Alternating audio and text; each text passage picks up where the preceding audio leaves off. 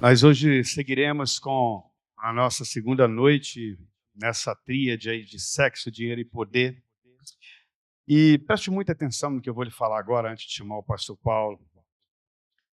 Tem algumas coisas que, nesse tempo que Deus permite que você e eu vivamos, que como cristãos, nós precisamos corajosamente nos posicionar.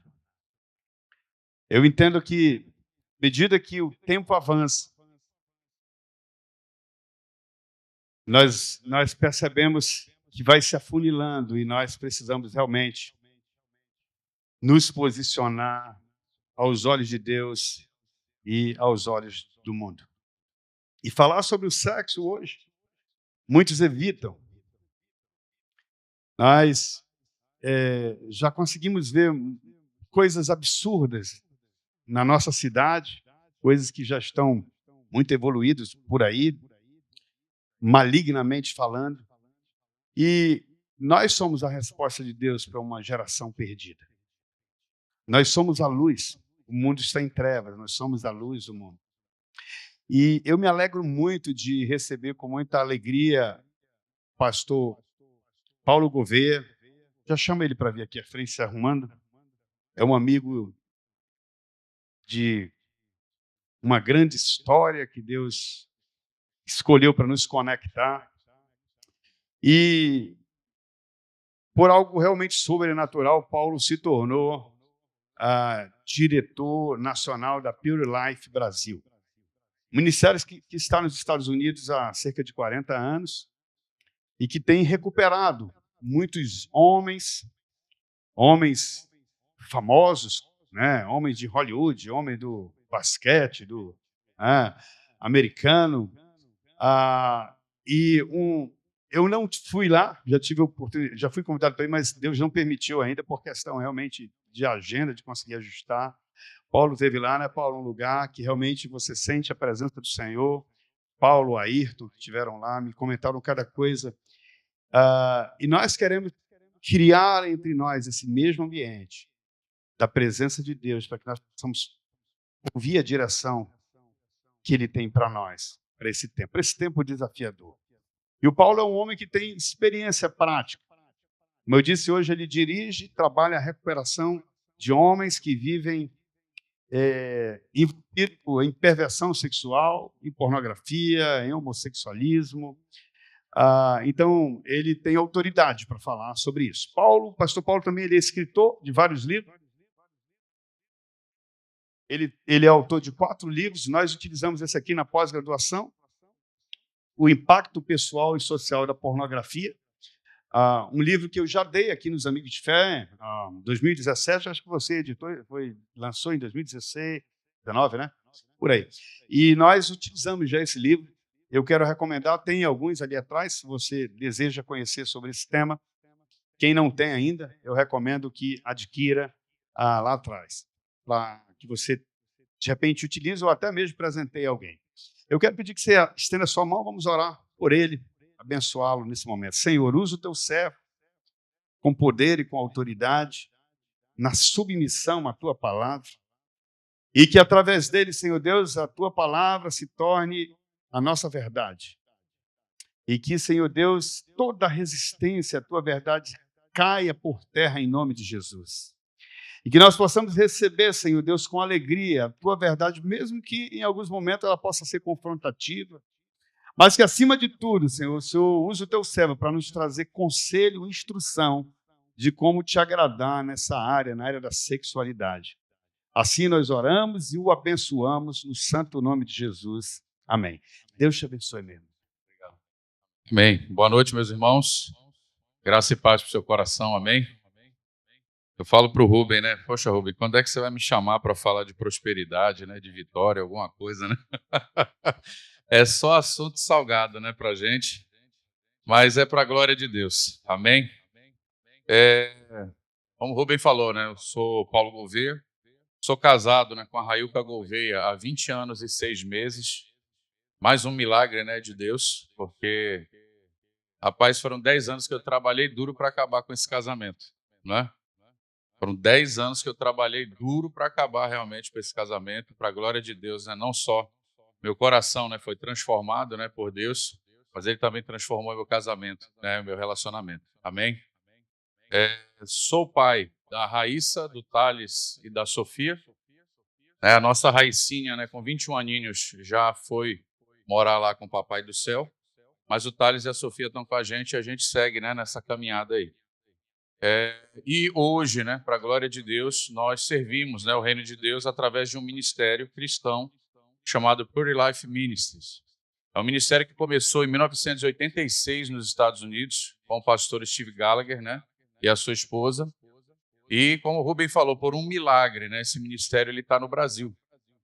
E lá atrás, em 2012, quando eu confessei, né, os meus pecados sexuais, né, para minha esposa, e nós começamos um duro processo de restauração, quando ela pegou o livro, né, da esposa do pastor Steve e leu, ela desistiu do divórcio e decidiu ficar e lutar pelo casamento, né? Então, eu louvo a Deus e naquele momento, né, nós começamos a dizer, Senhor, traga esse ministério para o Brasil. Não tem em nenhum outro lugar no mundo. Eles nunca quiseram expandir para nenhum outro lugar no mundo. E pela misericórdia realmente de Deus, nós temos o privilégio de ter no Brasil, né? Nós estamos ali em Brasília, nós funcionamos num centro de aconselhamento bíblico. E o grande desafio, né? Nós não somos uma casa de recuperação. Esse é o meu grande desafio, não somos uma casa de recuperação. Primeiro, que os homens não estão em recuperação, eles estão em transformação. Segundo, eles não estão doentes, eles estão vivendo um comportamento escravizador, um pecado. E isso dá muita esperança para eles, né? Quando eles sabem que eles não estão doentes. Eles sabem, na verdade, que é um comportamento e que eles podem mudar e viver uma vida de obediência. Né? Dá realmente para viver uma vida de obediência, né, com relação a esse pecado. Muitos chegam lá realmente não acreditando nisso. É maravilhoso, né, você ver depois de 6 meses, 7 meses de caminhada, esses homens prostrados, né, diante de Deus. E eu acho que o que faz toda a diferença é justamente a questão do diagnóstico.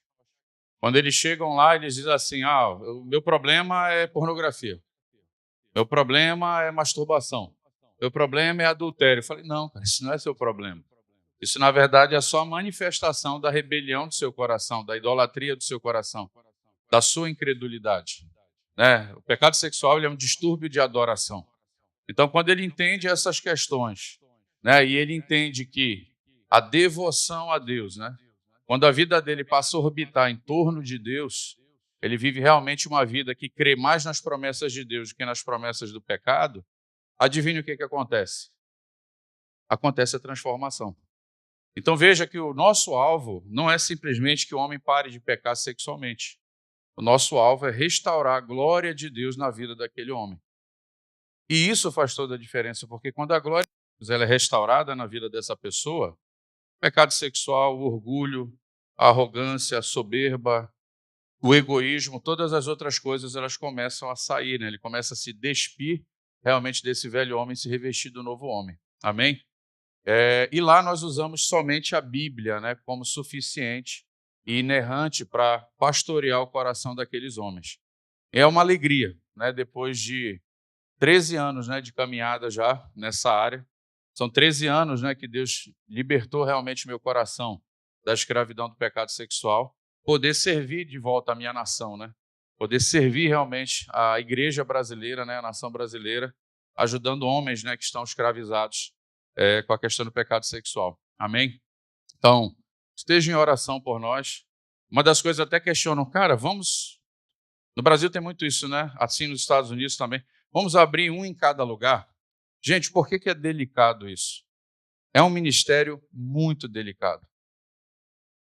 Você imagina um local onde você tem homens que têm problema com masturbação, com desejo homossexual, homens que cometeram crimes sexuais, pagaram, a gente não recebe ninguém que cometeu crime e não pagou a sua dívida, paga a sua dívida com a sociedade e vem.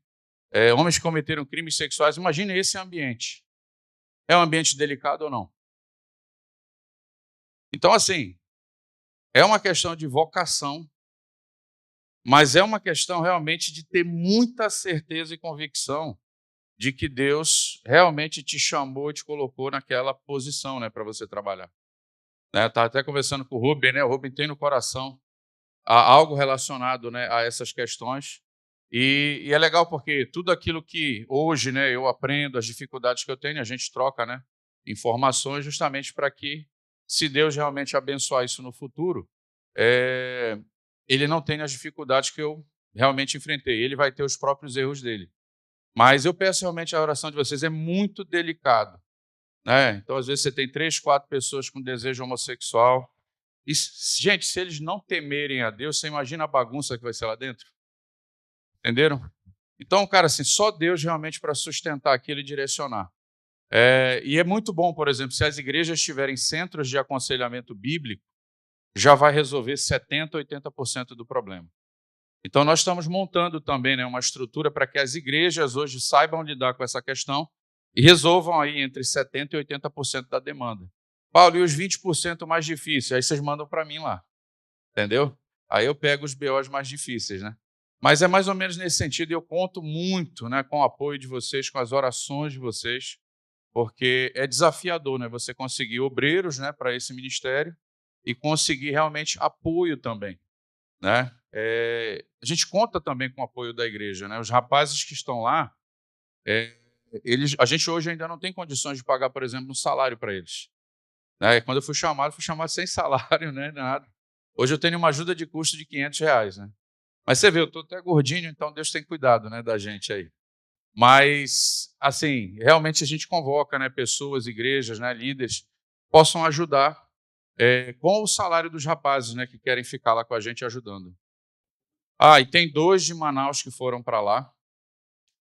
E é maravilhoso ver o que Deus está fazendo na vida daqueles 2. Chegaram sem esperança. Um chegou sem esperança, o outro, ele até não estava mais escravizado pelo pecado, mas ele tinha algumas crenças erradas. E hoje os 2, né, eu posso declarar, os 2 estão livres da escravidão do pecado sexual e eles estão se preparando para voltar para servir nas igrejas deles aqui em Manaus. Amém, gente? Então, só compartilhando com vocês, né, nesse ponto, estejam em oração. É um ministério desafiador, mas só a graça de Deus realmente para sustentar a gente, tá bom? Rubens, são 8 horas, eu posso ir até 8h50? Lá na pós-graduação nós vamos bastante lá. Gente, nós vamos fazer uma meditação aqui, que é muito importante, né, sobre essa questão do sexo. O sexo, ele é uma criação de Deus ou ele é uma criação do sujeito? Ele é uma criação do Senhor ou ele é uma criatura que o homem pode moldar, adaptar, esculpir do jeito que ele quer? Porque hoje nós temos 2 cosmovisões que são predominantes, né, no Ocidente. Nós temos aqui o que eu vou chamar de cosmovisão criacionista e nós temos a cosmovisão evolucionista. Vou chamar as 2 dessa forma. Tem outros nomes, né, mas eu vou classificar dessa forma aqui. E nós precisamos, gente, decidir qual delas nós vamos seguir. Porque as 2 não estão falando a verdade. Uma está falando a verdade e a outra está mentindo. E nós precisamos decidir qual delas, né, realmente está falando a verdade e qual que está mentindo. A pergunta é, quem está mentindo é Deus ou o homem? Então fica essa reflexão, porque hoje, em muitas igrejas, em muitos lugares, você percebe que o humanismo entrou muito forte, né, na igreja no que diz respeito às questões do sexo e da sexualidade. Tanto que hoje nós temos igrejas inclusivas, né, e por aí vai. Então, a gente precisa realmente decidir, esse é o foco, né, da nossa meditação. Meu desafio hoje é apresentar para vocês 2 pensamentos que são antagônicos. Eles têm inimizade um com o outro. Então, o texto bíblico, né, que eu quero chamar aqui para a gente é 1 Reis 18, versículo 21. 1 Reis 18, versículo 21, diz o seguinte: Então Elias se chegou a todo o povo e disse: Até quando cocheareis entre 2 pensamentos? Se o Senhor é Deus, seguiu. Se é Baal, seguiu. Porém o povo nada lhe respondeu. E um outro texto que nós podemos usar aqui também é Gênesis 3, 14 e 15. Gênesis 3, 14 e 15.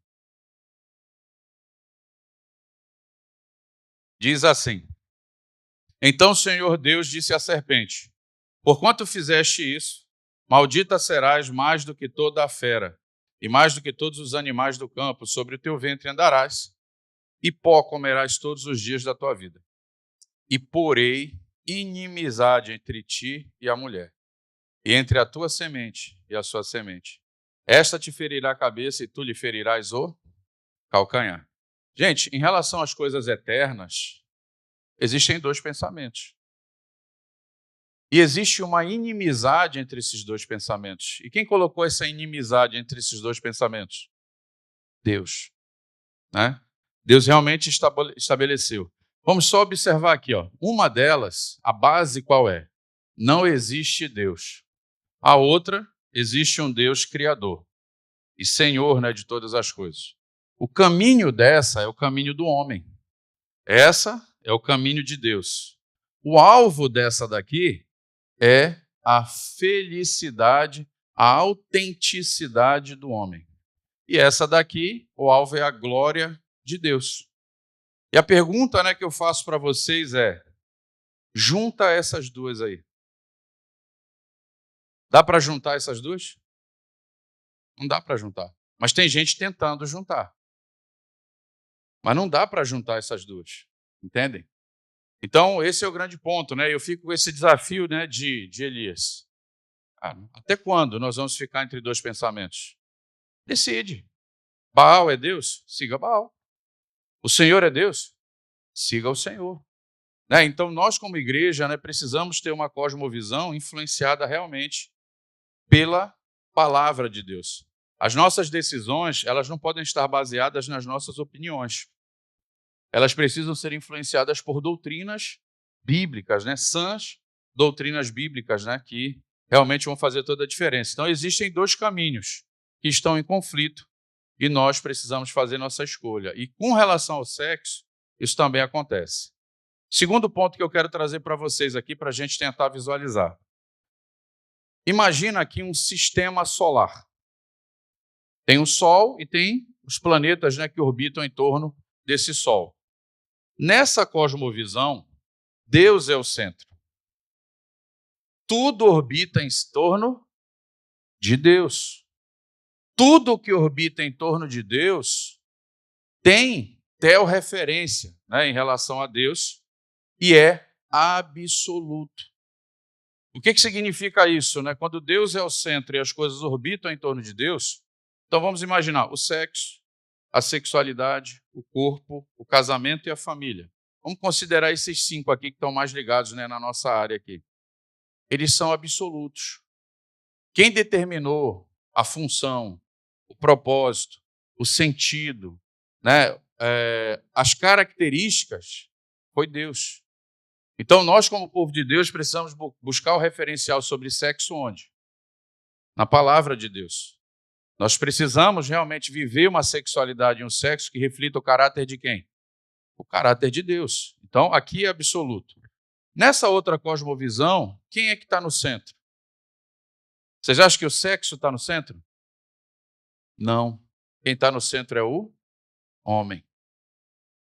Qual que é a grande diferença, gente? Quando o homem é o sol e o sexo, a sexualidade, o corpo, o casamento e família, entre todas as coisas, orbitam em torno da vontade do homem, você não tem nada mais absoluto.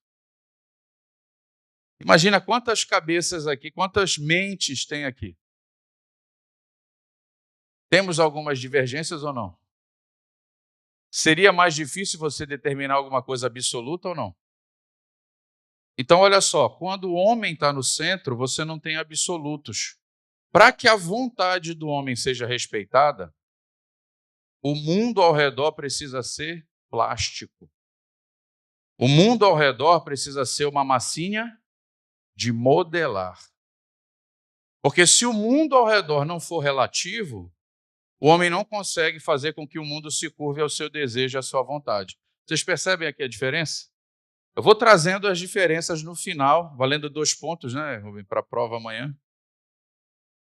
se o sexo faz mais sentido na visão de Deus, né? Ou do homem. Segunda coisa, né, que é importante também nisso. Quando Deus é o centro e as coisas orbitam, Deus ele estabeleceu uma sólida ética moral. Para que serve a ética moral que Deus criou? Ela serve, gente, para que o homem, por causa do prazer, ele não cometa injustiças. Vamos parar para pensar um minutinho aqui? Todas as vezes que você tomou uma decisão e a única regra moral que você usou para tomar essa decisão foi prazer, o resultado foi bom ou ruim? Você colheu o que no final? Dor, sofrimento, frustração, desilusão, decepção, não é verdade? Então veja que essa ética moral, ela não visa proibir o prazer. Quando Deus estabelece uma ética moral, na verdade, ele visa o quê? Proteger o prazer sexual. Olha que coisa bacana, né? Não é uma lei proibitiva. Ela, na verdade, é uma lei protetiva. Ele está protegendo o nosso coração do outro ou da nossa própria vontade, né? Para que nós não venhamos a cometer injustiças. Com relação a outra cosmovisão, quando o homem está no centro e as coisas orbitam em torno do homem, a única regra moral aqui é consenso. Então, nessa cosmovisão humanista aqui, para que o sexo seja permitido, as duas pessoas precisam concordar. Ok? Vocês acham que o consenso é suficiente para proteger as pessoas de injustiça e de sofrimento? Sim ou não? Eu vou dar um caso para vocês aqui.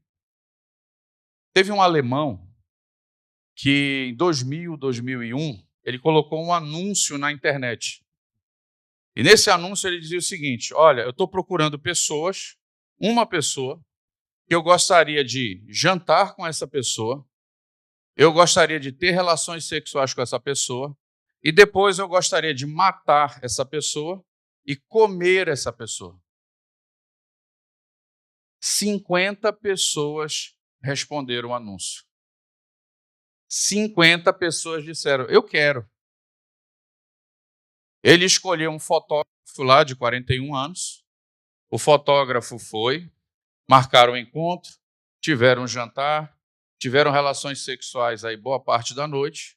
O fotógrafo dormiu, ele matou o fotógrafo, esquartejou o fotógrafo, colocou o corpo do fotógrafo na geladeira e foi comendo ao longo dos dias, até que descobriram, né, o que aconteceu. E sabe o que é mais interessante, gente? O caso foi a júri e quase escapou da condenação.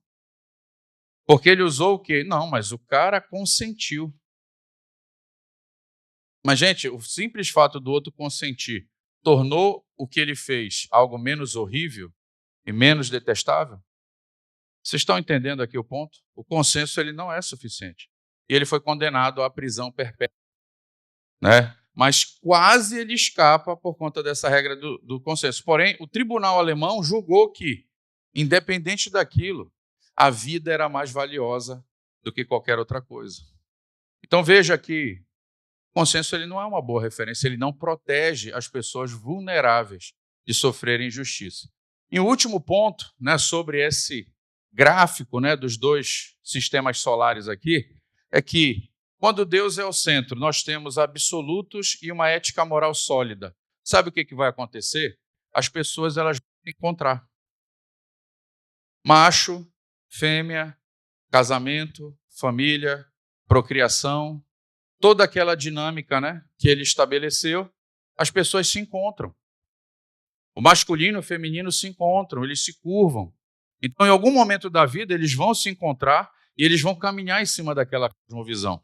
Agora, qual é a característica dessa outra cosmovisão aqui? Desse outro pensamento? Desencontros. Porque imagina, né? Agora, eu sou um gato, eu sou um cachorro, eu sou um ET, eu sou isso, eu sou aquilo, eu sou homem, agora eu sou mulher, não, agora eu sou bi, agora eu sou tri, agora eu sou pan. Então, todo mundo seguindo na sua própria direção, no seu mundo ordinário, o que isso vai gerar, gente? Desencontros. As pessoas não vão se conectar e as pessoas não vão se encontrar dentro da caminhada. Entendemos aqui esse ponto? Então, imagina esses dois sistemas solares em funcionamento. E eu queria que vocês pensassem assim, cara, qual deles faz mais sentido para a vida? Qual deles realmente gera uma sociedade segura? Qual deles protege o vulnerável? Qual deles não alimenta no homem aquele sentimento de predador? Qual deles? Então a gente precisa pensar e começar a instruir. A gente está pensando com cabeça de conselheiro, né? E nós vamos ter que instruir pessoas a pensar também dentro dessa dinâmica. Então veja, agora eu vou falar um pouquinho da outra cosmovisão, né? Dessa humanista aqui. Vamos avançar um pouquinho, depois eu finalizo falando um pouco da cosmovisão bíblica, né? Então veja que o homem moderno, ele está no centro e tudo orbita em torno do seu desejo. A única coisa sagrada nessa cosmovisão é a vontade. Veja que nessa cosmovisão não há um vínculo pessoal. O vínculo que a pessoa tem é com o seu desejo e com a sua fantasia. Não há afeto. Não há um desejo de união. Não há honra. Não há respeito. Há um desejo muito forte que realmente essa pessoa acredita que é o que vai fazê-la feliz, né? No que diz respeito a todo esse contexto de liberação sexual. Então, como ela está apegada ao seu desejo e à sua vontade, não a outra pessoa, o que ela vai fazer com a outra pessoa? Ela vai dominar. Inclusive, o Marquês de Sades, né, que é o pai do sadismo, ele dizia isso. O mais forte impõe sua vontade sobre o mais fraco e o mais vulnerável. Essa é a máxima, né, dele, de toda a dinâmica doentia, né, da cabeça daquele homem lá. Então, por conta disso, gente, o homem ele precisa olhar para tudo ao seu redor e ele precisa transformar as coisas em relativas. Ele precisa pegar tudo aquilo que é objetivo, ele precisa desacreditar. Agora, qual é a última fronteira que esse homem tem que transpor? Ele tem que transpor o nosso corpo. Vocês viram o que eles fizeram com o corpo?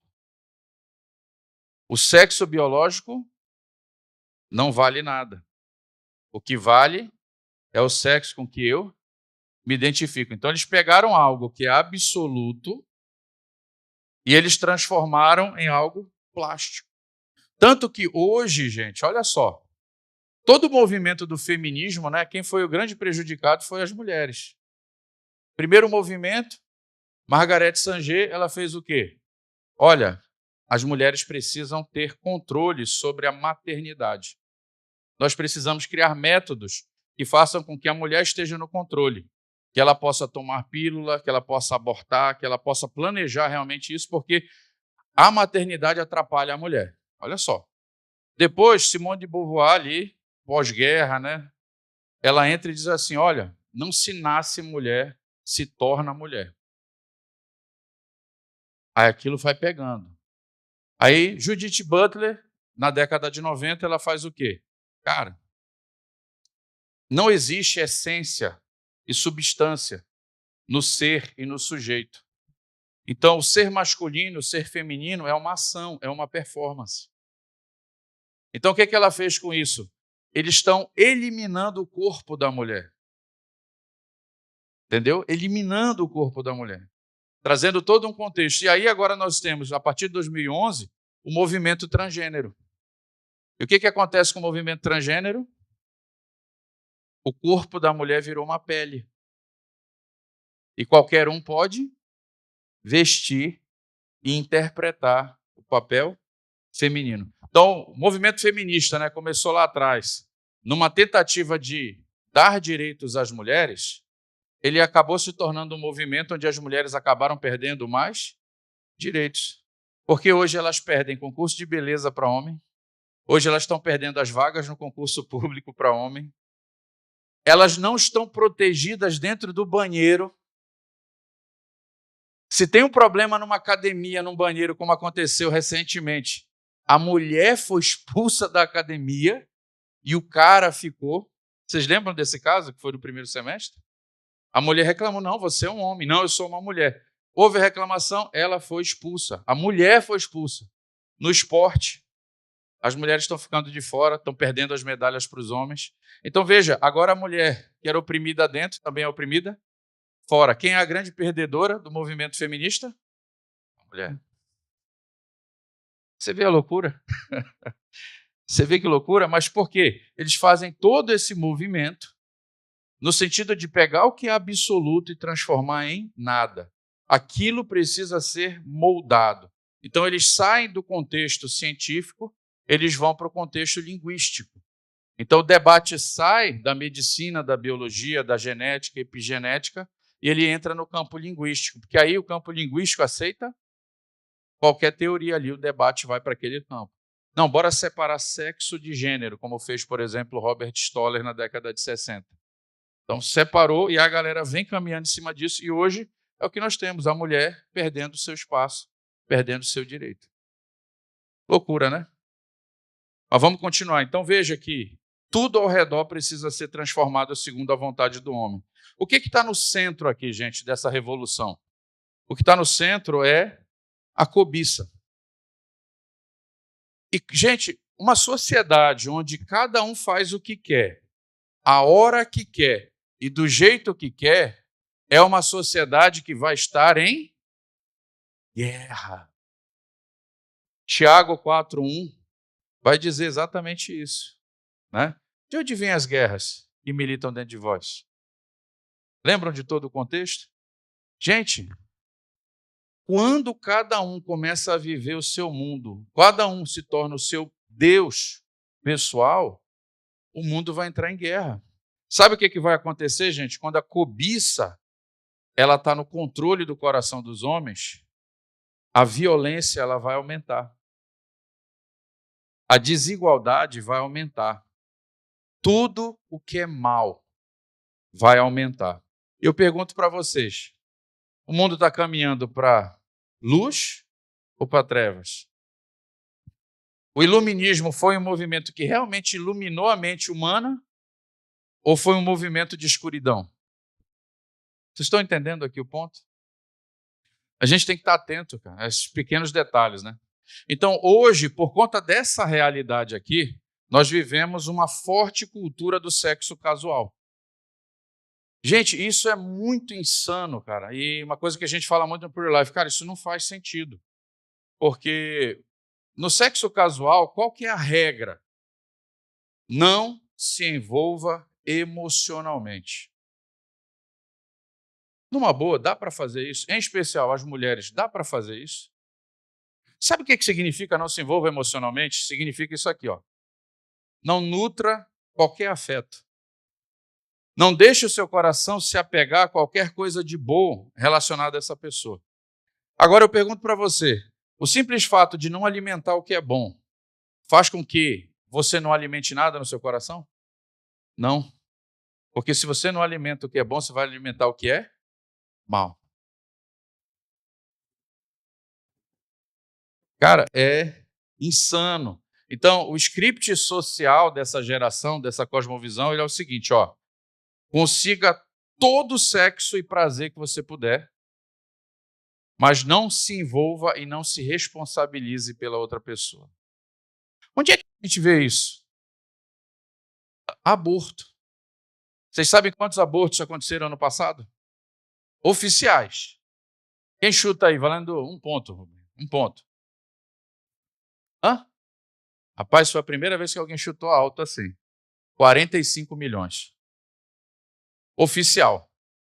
45 milhões de abortos. Gente, 45 milhões. É fruto do quê? Dessa cultura. Gente, essa cosmovisão ela tem sido predominante na cultura, na educação, no governo, né? Nas empresas, em todos os lugares. Inclusive, tem começado a entrar de forma forte, né? Inclusive na igreja. Né? Por conta disso, tem vários pastores aí agora realmente proclamando, né, a sua apostasia. Então, veja, isso aqui é um aborto emocional. Porque se você não alimenta realmente afeto, você vai alimentar cobiça. E, cara, a cobiça, ela vai aprofundando num grau tão grande de crueldade e desumanidade que aí você pode chegar num ponto de cometer abuso sexual. Você pode chegar num ponto de cometer crimes sexuais. Você pode chegar num ponto de realmente cometer coisas terríveis, né? Então, essa visão sobre a sexualidade de liberação, na verdade, é uma visão que escraviza. Na verdade, é uma visão que adoece. Na verdade, é uma visão que aprisiona as pessoas. Não existe liberação aqui. Existe o quê? Crueldade, desumanidade. Gente, olha só. Nessa cosmovisão, já que eu não alimento nada de bom, e eu alimento o que é mal, eu olho para outra pessoa e o que eu vejo? Eu despersonalizo ela. Eu vejo um corpo cobiço, que eu quero usar segundo a minha fantasia, o meu egoísmo, mas eu não vejo a pessoa. Gente, o que é um corpo sem uma pessoa?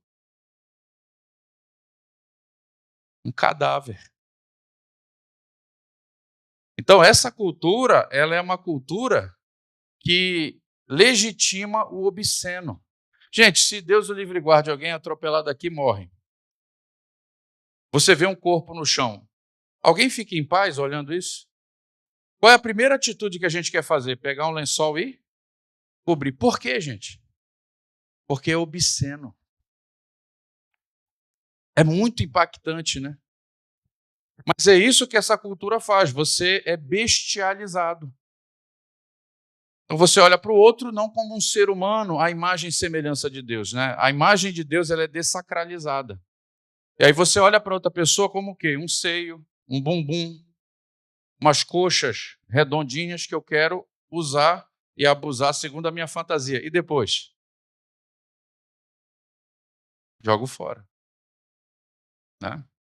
E aí a gente não sabe porque tem tanta gente, né, com doenças emocionais aí, transtornos, vive cheia de remédio, e a gente não sabe, né, para que lado essa questão, né, ela vai. Então, veja, o ato sexual, a mais íntima das relações corporais, foi desconectado aqui das relações pessoais. Então, o sexo ele é considerado o quê? Uma atividade puramente recreativa, que pode ser desfrutada sem qualquer vestígio de amor ou compromisso. É essa a proposta. Vocês viram a quantidade de gente que tem abraçado essa proposta? A sexualidade ela é tratada não como expressão corporal do nosso ser. Gente, o nosso corpo não é algo que nós temos. O nosso corpo é algo que nós somos. Ele faz parte da nossa identidade, ele carrega a nossa sexualidade. Ele carrega muita coisa, né, de nós. Então, veja, a expressão corporal do nosso ser é desconectada. Então, tudo se torna apenas o quê? Um instrumento de recreação e alívio físico. O que significa isso?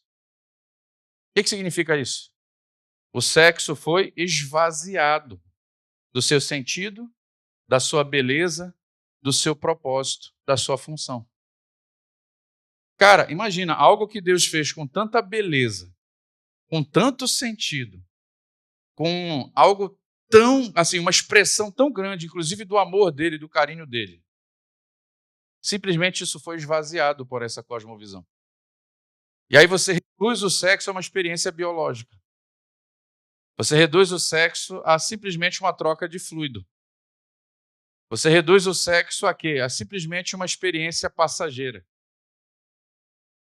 Mas a pergunta que eu faço é, cara, isso funciona? Isso funciona? Eu pergunto se realmente isso funciona.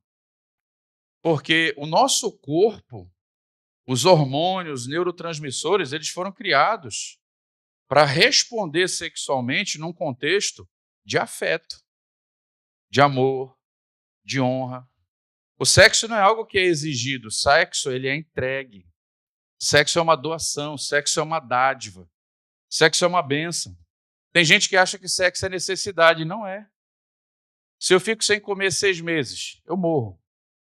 Se eu fico sem beber água 1 mês, eu morro. Então, beber e comer é uma necessidade. Se eu ficar 1 ano sem sexo, não morre. Sabe por quê, gente? Sexo não é uma necessidade, sexo é uma dádiva. Sexo é um dom de Deus. Para ser sexo, tem que ter afeto. Para que seja sexo, tem que haver respeito. Para que seja sexo, tem que haver um vínculo profundo e uma união profunda. Todas as áreas têm que estar unidas para que você possa ficar vulnerável no seu corpo. Cara, você não tem relação sexual com quem você não conhece. Você tem relação sexual com quem você construiu intimidade, confiança. O sexo é restrito ao casamento na cosmovisão bíblica porque Deus sabe que precisa ser um contexto de amor. Precisa ser num contexto onde a vida está comprometida. Precisa ser num contexto onde a vida daquele homem está empenhada em fazer aquela mulher feliz, em dar a vida por ela e pelos filhos.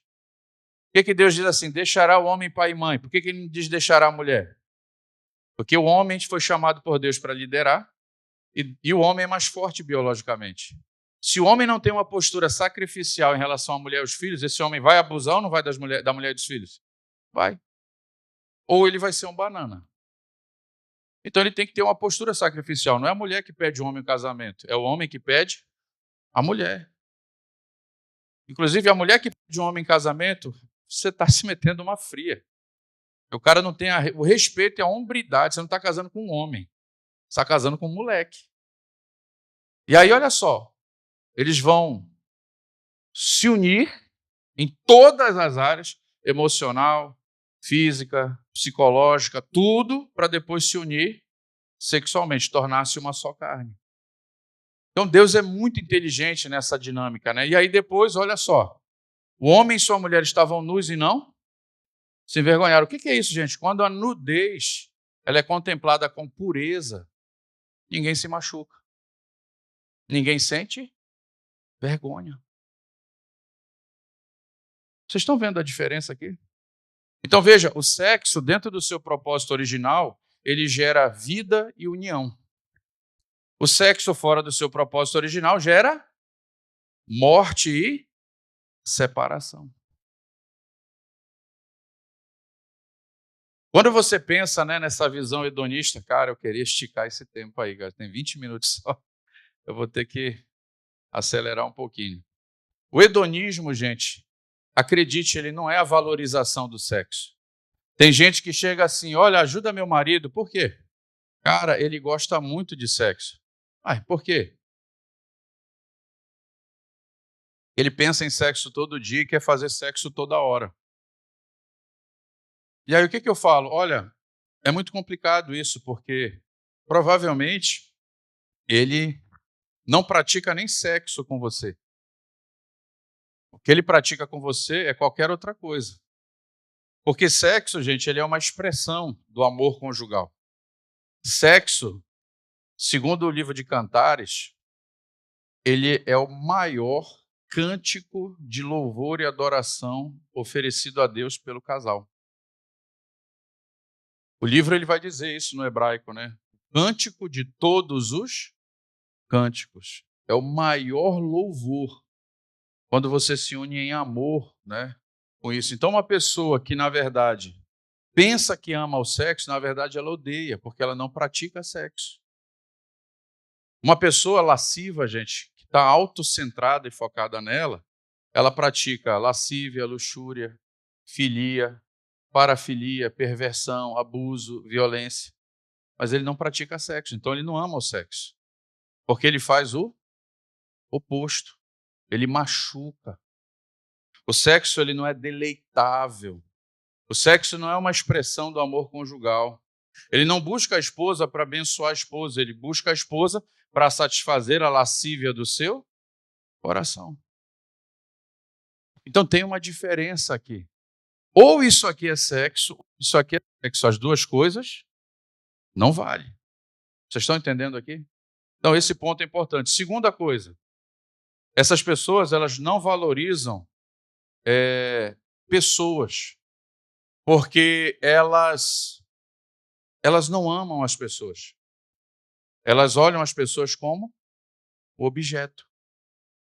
É um bumbum, é um seio, né? E por aí vai. Então ele olha para aquela parte do corpo e vê, cara, eu quero essa mulher. Aí ele começa a bajular, ele começa a agradar, mas a motivação dele é amor. A motivação é conseguir o que ele quer. Entenderam? Então ele não ama pessoas, ele só ama o seu desejo. Ele não ama relacionamentos. Por quê, gente? Porque ele não está preocupado na continuidade do relacionamento, ele está preocupado com a intensidade. Já viram aquela frase ridícula, que seja eterno enquanto dure?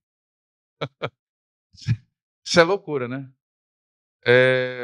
Então veja que essa cultura aqui, ela gera uma sociedade imatura. Ela gera uma sociedade irresponsável. Ela gera uma sociedade de meninos e meninas. Vocês já viram aqueles caras que fazem o randandan na moto? Já viram? Já viram aqueles caras que andam com a calça bem aqui? Eu já falei para minha filha, meu amor, você já sabe, né? Não venha com nenhuma conversa dessa aqui, porque no pé que chega, é o pé que vai embora, né? Porque eu estou preparando a minha filha para casar com um homem, não para casar com um moleque, entendeu? Então veja, isso aqui deixa a sociedade imatura, irresponsável, hedonista, focada somente no seu prazer e no seu deleite. Essa sociedade é perigosa para as crianças e para as mulheres. Essa sociedade é uma sociedade cruel. É uma sociedade que não vai ter empatia, não vai ter amor ao próximo, não vai ter honra, não vai ter respeito. Sabe? Isso aqui leva realmente a gente em direção ao caos. Entenderam? Então a gente tem que realmente pensar nisso. Nessa sociedade, o homem é marginalizado, a mulher é vulgarizada e os filhos se tornam ilegítimos, porque as uniões são uniões falsas. Não há o desejo realmente de formar uma família. Não há o desejo de exercer o sacerdócio da paternidade, da maternidade. Não há o desejo de exercer o sacerdócio, né, de marido e de esposa. Só há um foco, prazer. E aí essa geração, gente, é uma geração que é avessa ao sacrifício. Tudo o que remete à responsabilidade e sacrifício, essa geração ela não quer. Ela não quer responsabilidade. Por quê? O coração dela está viciado em quê, gente? Viciado em prazer. A única leitura que ela faz como amor é prazer que ela recebe. Quando a outra parte começa a exigir alguma coisa, o que acontece com essa parte aqui? Vai embora. Ele não suporta. Isso quando não fica, mas fica violento, né? E fica agressivo e fica controlando. Amém? Gente, tinha mais coisa que a gente vai ter que avançar um pouquinho. Então vamos avançar agora para outra cosmovisão. Vamos falar de coisa boa, né? Então quando você abre aqui Gênesis 1 e 2, na narrativa da criação, o que você vai perceber, né? Que ela é funcional. A terra estava sem forma e vazia. Deus ele cria forma às coisas e ele povoa, né, todas as coisas. E tudo isso vai caminhando como se fosse uma liturgia, né, como se fosse um ritual. Quando você pensa em sexo, em Gênesis 1, você vai perceber que a função do sexo em Gênesis 1 é a procriação. Então, qual que é o principal alvo do sexo em Gênesis 1? Gerar uma descendência consagrada de reis e sacerdotes, a imagem e semelhança de Deus para a glória de Deus. Dá para fazer isso de joelho no chão e só orando? Não, tem que ter relação sexual. Então Deus estabeleceu esse padrão, e aí em Gênesis 1, a função principal do sexo é a procriação. Por isso nós recebemos um corpo masculino e um corpo feminino. Para quê, gente? Para que nós possamos nos tornar uma só carne. O que é uma só carne? Corpo masculino, corpo feminino, formando todo o potencial para a geração de uma descendência consagrada. A relação homossexual se torna uma só carne? Não. Então não é casamento. A relação homossexual é uma relação infértil. Nunca terá a bênção de Deus. Tá? A gente vai conversar um pouquinho mais, né, durante as aulas lá com o pessoal da aula. Só que olha só, Gênesis 2 também fala de uma outra função importante do sexo. Adivinha qual que é? Conjugalidade. Então, Gênesis 1 fala que o sexo serve para a procriação. E Gênesis 2 fala que o sexo é para o amor conjugal. Deus ele quer que homem e mulher sejam pais e mães. Mas em Gênesis 2 ele deixa claro que ele quer que pai e mãe sejam casados. Que eles desfrutem do prazer sexual em uma aliança pactual, monogâmica, heterossexual, até que a morte os separe. Entenderam? Para proteger essa descendência consagrada que está sendo gerada. Então, veja que existe na sexualidade o quê? Uma imagem binária, macho e fêmea. Para quê? Para que o homem possa realmente se multiplicar através da relação sexual no casamento. Por quê, gente? Só é sexo se tem amor. Só é sexo se tem respeito. Só é sexo se há um compromisso com a outra pessoa. O vínculo é entre marido e mulher. Eles estão unidos pactualmente em Deus. Eles desfrutam desse amor conjugal. Gente, é maravilhoso você ter uma relação sexual com alguém que você confia. Com alguém que você sabe que é fiel a Deus e fiel a você. Com alguém que está comprometido com os seus anseios mais profundos. Com alguém que você pode contar nos seus momentos mais difíceis e nas suas maiores vitórias. O sexo, gente, ele não é a melhor coisa de um casamento. Ele não é. Além de ser maravilhoso, mas ele não é. Mas é maravilhoso, gente, no casamento é a amizade, companheirismo, a admiração, o respeito, a confiança. E aí eu desafio você a praticar o ato conjugal nesse contexto, onde existe todo esse contexto de entrega. E a esposa vem totalmente confiante, né, no seu marido, e ela se entrega totalmente a ele, aquele momento de prazer e de deleite e de alegria. Aí você vai saber o que é o prazer sexual verdadeiro. Quando você terminar a sua relação sexual, você vai ter paz.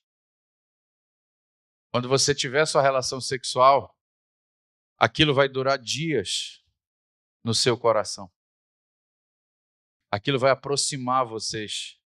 Aquilo vai fortalecer o vínculo conjugal de vocês. E isso vai se tornar algo cada vez mais poderoso no relacionamento de vocês. Amém, gente? Estou quase dando um aleluia aqui. Posso liberar os casais mais cedo hoje?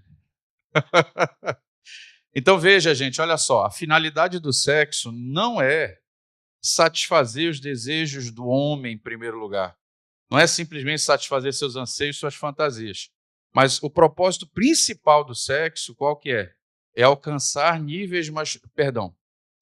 está agregado a um conjunto de dádivas de Deus para que o homem possa cumprir os mandatos, né, que Deus realmente estabeleceu na criação. E aí tudo aquilo que tem a ver com o sexo, olha só, o prazer sexual, desejo sexual, a conjugalidade fortalecida e desfrutada sexualmente, a felicidade sexual, o orgasmo e as delícias do sexo, elas são elementos que vão cooperar para que o sexo cumpra o seu papel. Veja que isso tudo está ligado. Enquanto aqui não existe propósito, não existe sentido, não existe nenhuma moral além do consenso e do prazer, aqui, gente, existe todo um sentido.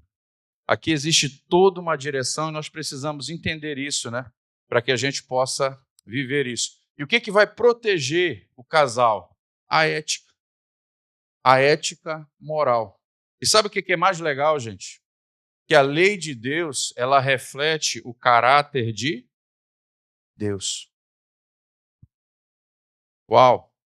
Se você quer realmente ser imagem e semelhança de Deus, você não só precisa conhecer essa ética, mas capacitado pela graça de Deus e pelo Espírito Santo, viver essa ética moral nos seus relacionamentos. Porque isso vai criar um vínculo poderoso, um vínculo realmente abençoador. Gente, o que é uma vida realmente abundante? Se a gente parar para pensar.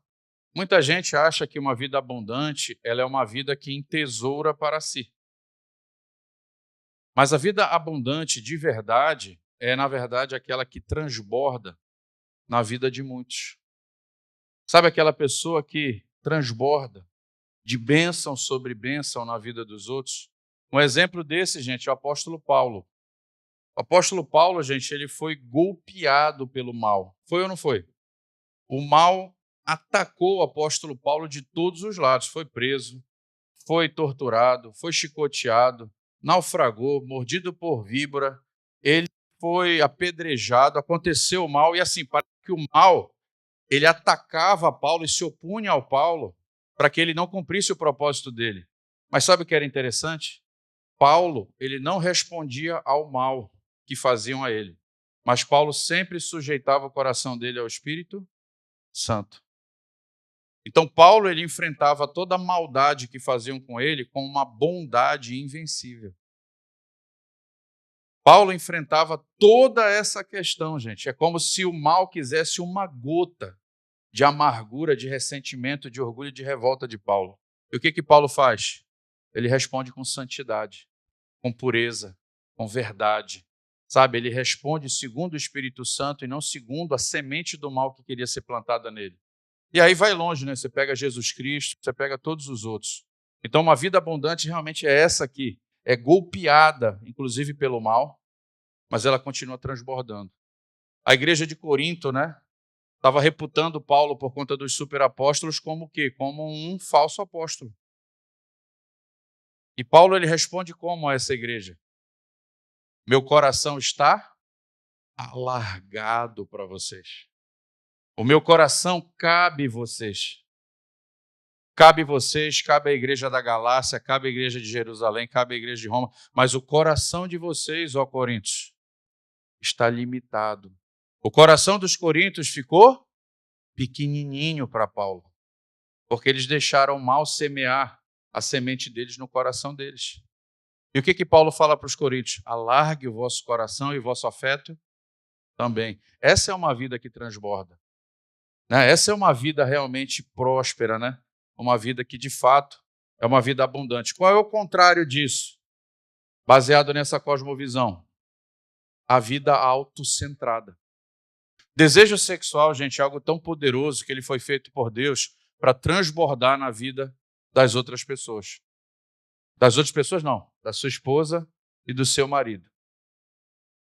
Por isso que precisa ter todo aquele conjunto que eu falei para vocês. Afeto, honra, admiração, respeito. E o pacto. Ok? E o pacto.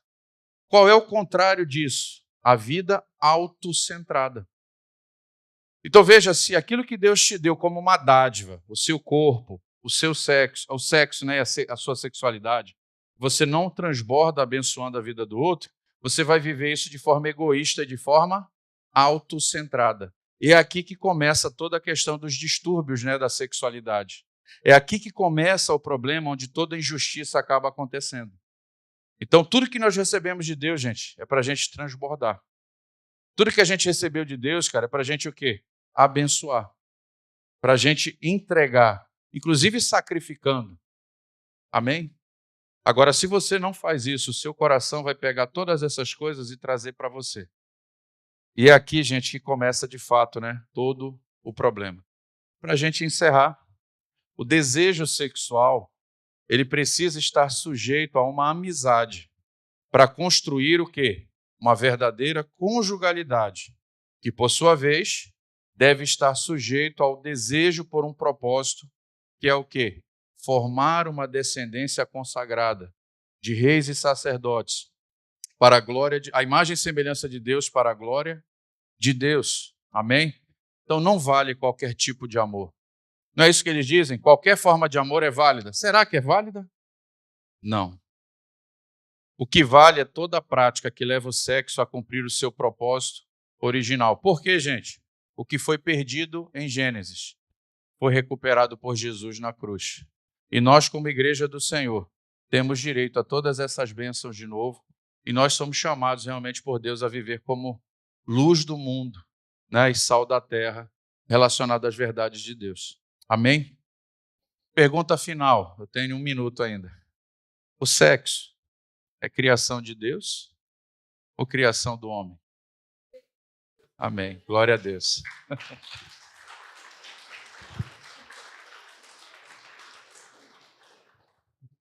Senhor nosso Deus, nosso Pai, nós queremos novamente, ó Pai, te louvar, Pai, te agradecer pelo dom da vida. Muito obrigado, Senhor, porque o Senhor escolheu cada um para estar aqui nesse lugar, para ouvir a Tua palavra, ouvir, Senhor, ensinamentos preciosos vindo do trono do Senhor.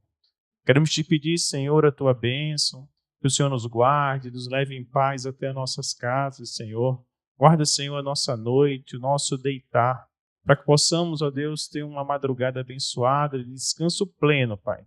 E um amanhecer amanhã, ó Deus, na Tua presença, para um amanhecer maravilhoso e feliz. Essa é a nossa oração nessa noite, Senhor, em nome do Pai, do Filho e do Espírito Santo. Amém, amém e amém.